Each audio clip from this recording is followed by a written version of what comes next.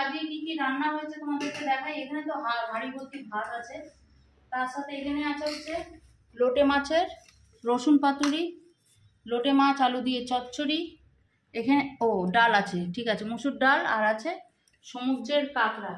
কাঁকড়াটা তো আমি আমার ছোট ছেলে খাবো, এরা তো। তুমি এত কিছু রান্না করেছো তো এক সপ্তাহের খাবার তো।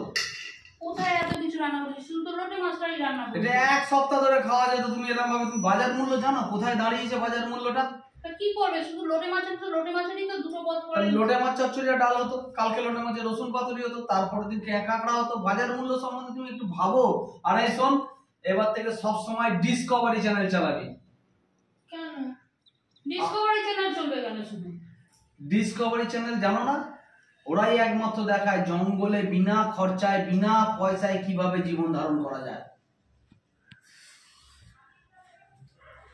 এটা সর্বদা মাথায়